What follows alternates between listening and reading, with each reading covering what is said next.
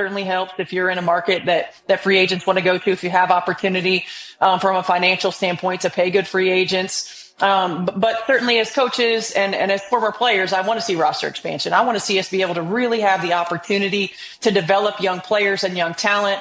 There are a lot of players who have potential to play in our league that just don't have opportunity because there's not enough spots. And because when you're holding an 11, 12 man roster, you got to have players who can impact right away. We've seen it from an injury standpoint.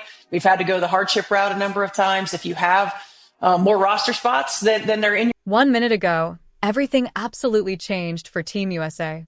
And I mean everything you thought you knew. Fans across the entire country are completely stunned right now.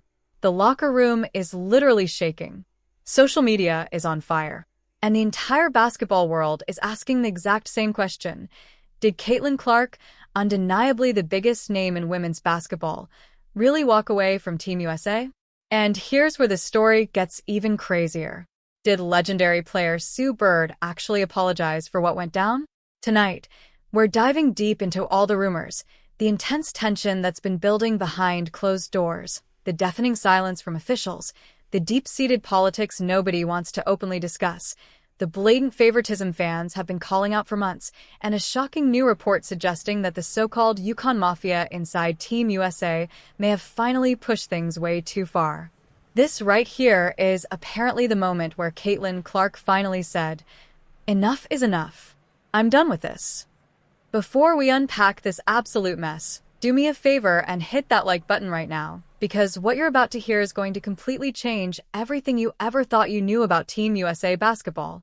From the very first day of training camp, insiders were whispering about a serious tension hanging heavy in the air, a tension you could cut with a knife.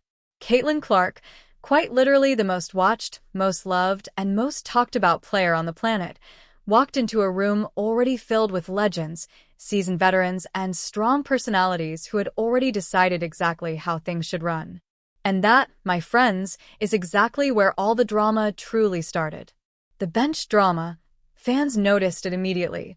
The cold shoulders caught on camera, the quiet rivalry that wasn't loud or violent, but was painfully clear to anyone paying even the slightest bit of attention. You could absolutely feel it in every single interaction. Insiders describe it as a total vibe shift from day one. Fans call it blatant, shameless disrespect. Reporters carefully label it politics or an internal dynamic. But here's the undeniable truth. One thing is absolutely certain.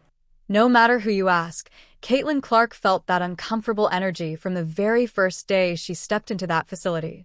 So, was it a deliberate strategy?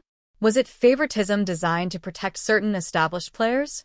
Or was it just pure ego from veterans feeling genuinely threatened? Seriously, think about that for a second.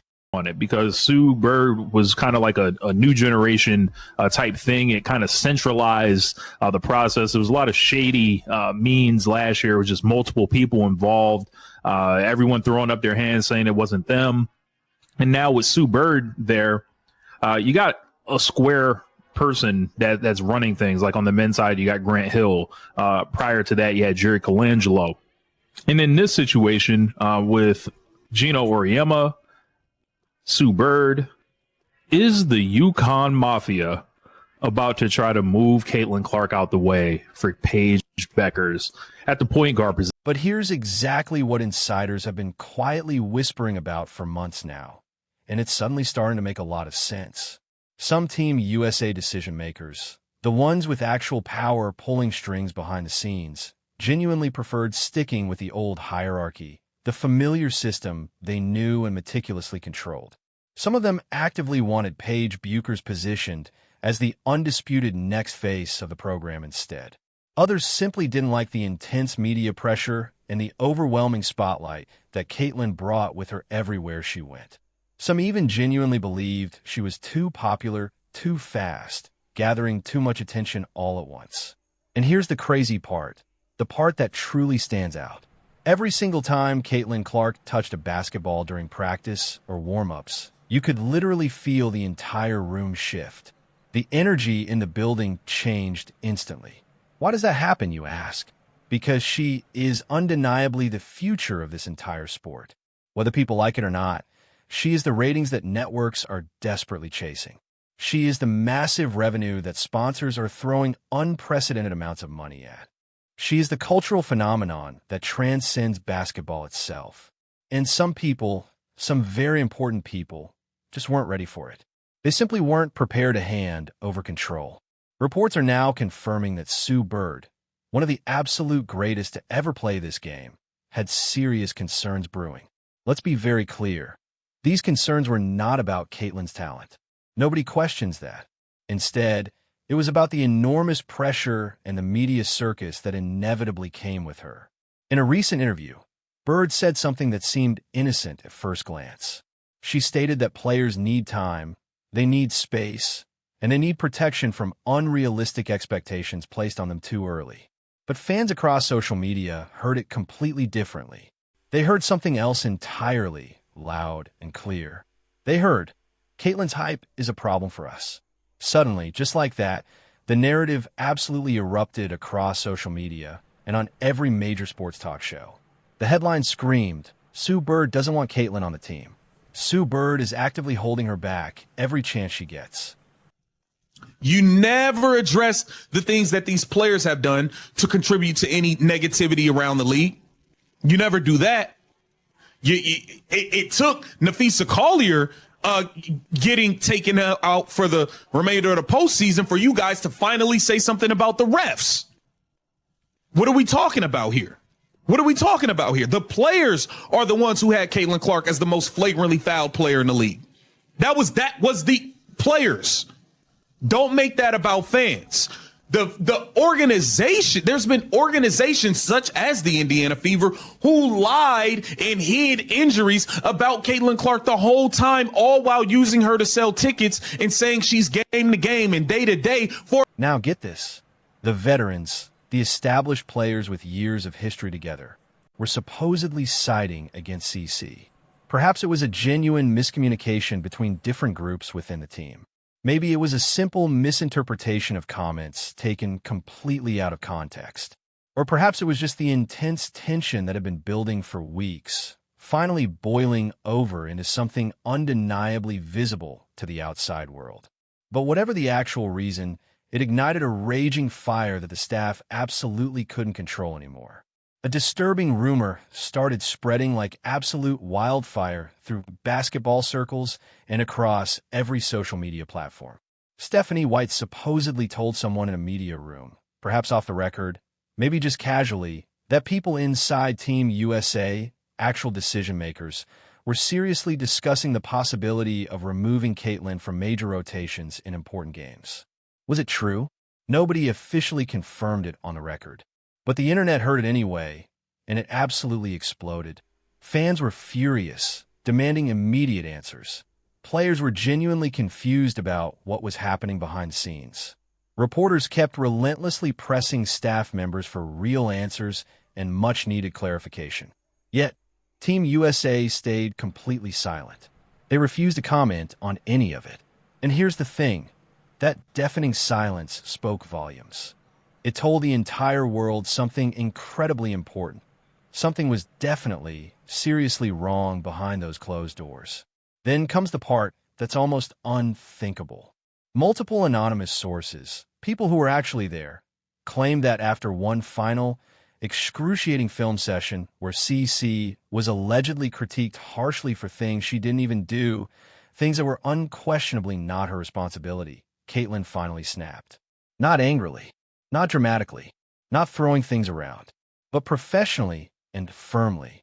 She reportedly looked around the room, her voice steady, and said, "If this is how I'm actually valued here, then I'm done with this." The entire room froze. Some people immediately stared at the floor, unable to make eye contact. Some had absolutely no idea she felt this disrespected the entire time.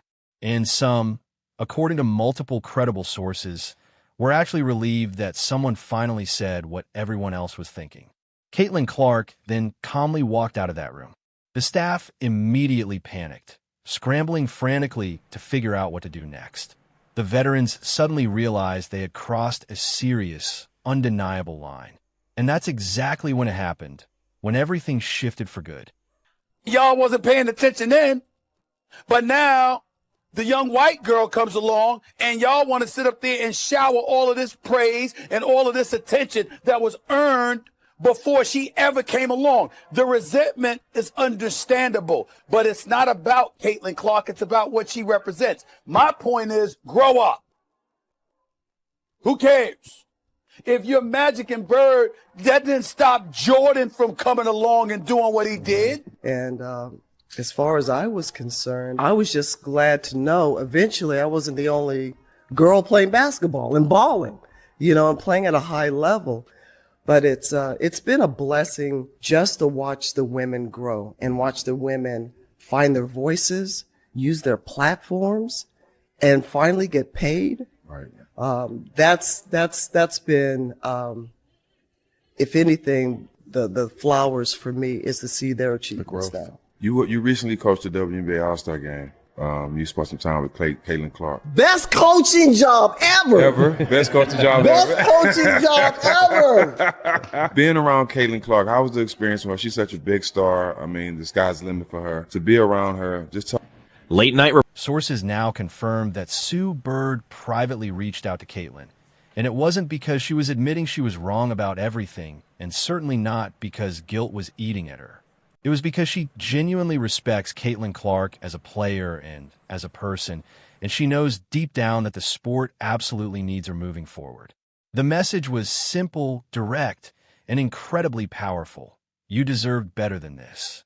And that single moment changed absolutely everything about this escalating situation.